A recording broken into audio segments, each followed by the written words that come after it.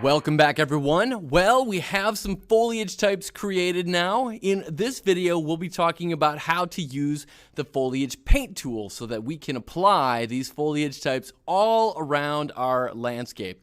Now, firstly, to get to this tool, we got to make sure that we are within our foliage mode up here in our modes panel. And by default, you should have your paint tab selected right here. This is your paint tool, this paint tab. So you've got a series of tabs across the top here, and then once you're within your foliage tab, you have some more tabs running along the left-hand side here. And we'll be covering each of these individually. So your paint tool right here, you've got some various settings right here and some various filters. How does this all work? Well, we'll break this down one step at a time. For starters, we need to make sure that in order to use the paint tool that we have one of our foliage types here selected. You can see that as I mouse over these thumbnail images, I don't have any of them selected. Now I've got this thumbnail view, but if I click this little drop down right here, I can go to a list view as well. Personally, I like the list view because it allows me to see these checkboxes easier, but that is a personal preference. A checkbox on means that you will be aiming to apply that particular foliage type. So I'm going to select my rock here, and now with the rock selected, as I move my cursor out onto my landscape, you can see this little bubble appearing. Now, we've got some filters listed over here in our paint tab, and these list the valid surface types that we can apply these foliage types onto.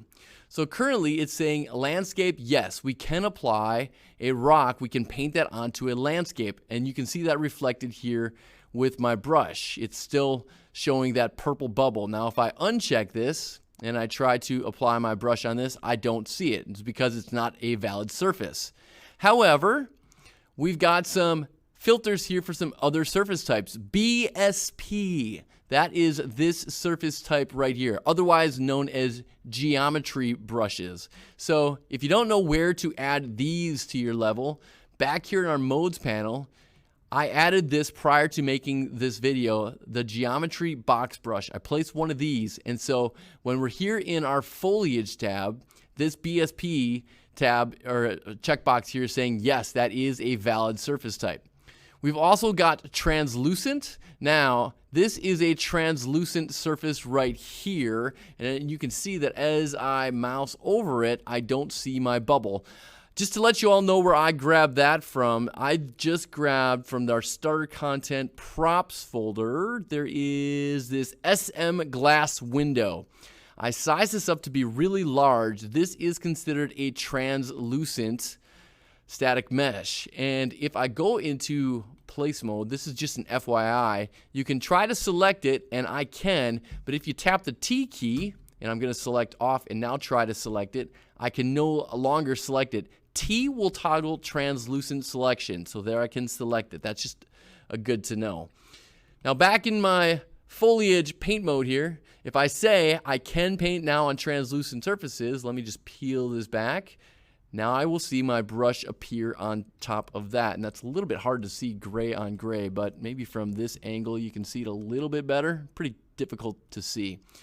We've also got static meshes as a valid surface type. So I brought this bench out here to demonstrate that yes, we can also paint different foliage types here on static meshes. And we've also got foliage. So you can paint, for example, a tree on top of a rock, and we'll hopefully demonstrate that a little bit later on. Now, you see this bubble out here? The size of this is being determined by our brush size here. So if I increase this massively like that, I've got a giant bubble, and if I shrink it on down, I've got a smaller bubble. And if you right click here to kind of activate your viewport, you can use your bracket keys. Left bracket makes it smaller, right bracket makes it bigger, and you can hold that down, and that'll increase it and decrease it in size rapidly. Now, I haven't even demonstrated here how to apply our foliage type here with our paint tool. It is as simple as finding a valid surface type like our landscape right here and simply left clicking, bam, and you will add whatever your selected foliage type or types here are to your landscape. Now that's a lot of rocks, and maybe you want that many, maybe you don't. You can Control Z to undo that, or if you were to apply it, you can hold down the Shift key, and with that same foliage type checked, you can then left click and erase it. Now, a mistake that I see a lot of students make is they'll want to erase that rock, but if they mistakenly say, oh, I want to apply ferns, they'll then try to hold down the Shift key and left click and try to erase that, but they can't. So just know that if you're looking to erase, you must have that foliage type selected. So here I've got my rock selected, holding down the Shift key, then left clicking, then I can erase. Now, as you saw, that was a whole lot of rocks out there. How can I increase or decrease that number? Well, you've got this paint density up here. This is one of two different places where you can influence how dense your painting is.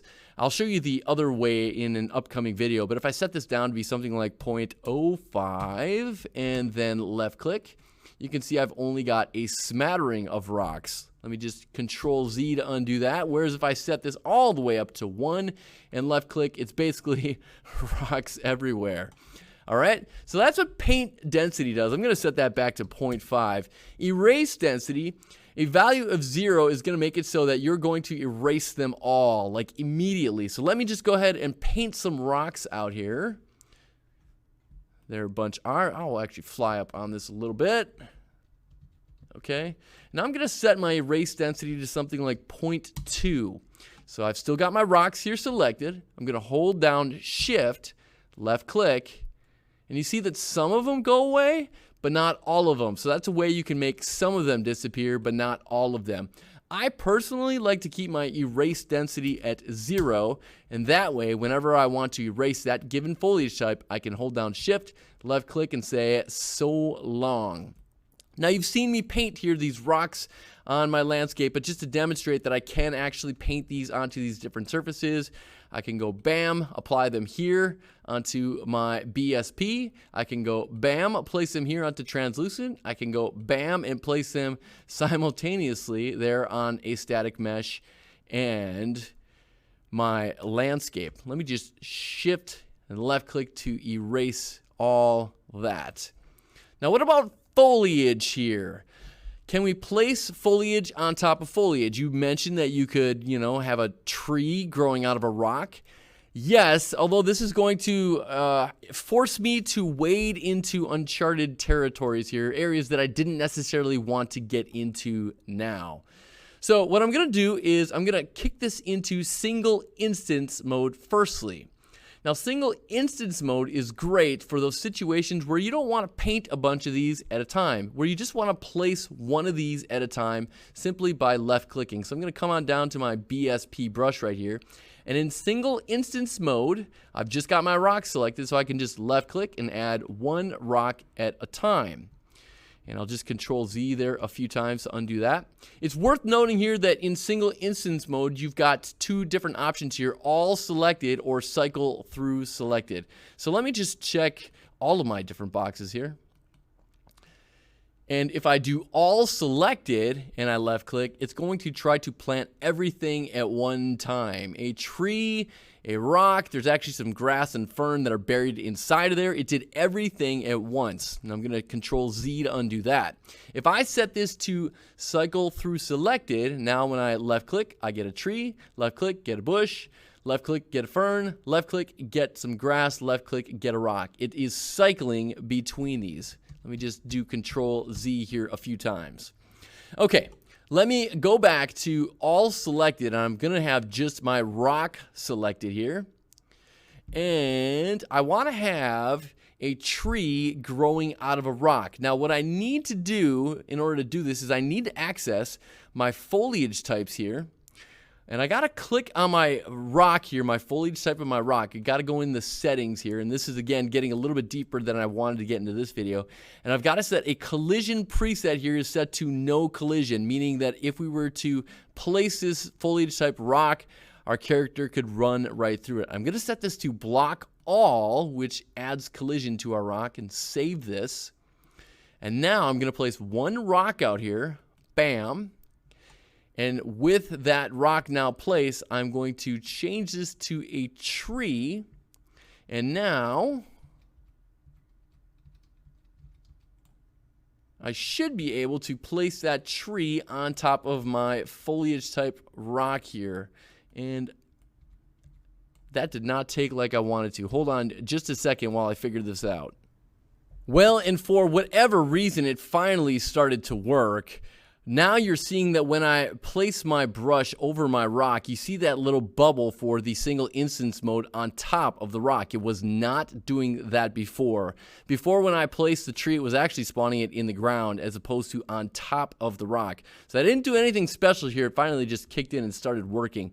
But your foliage type here does have to have collision for it to respect this foliage filter here. So now, with my tree selected, I can left click right here on my rock and bam, you can have that tree actually growing out of your rock.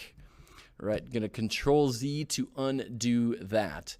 All right, we're almost finished with this. Now, again, a key distinction here is a single instance mode where you place one of these at a time, or if you turn that off, you then have your brush size where you can apply over a wide area.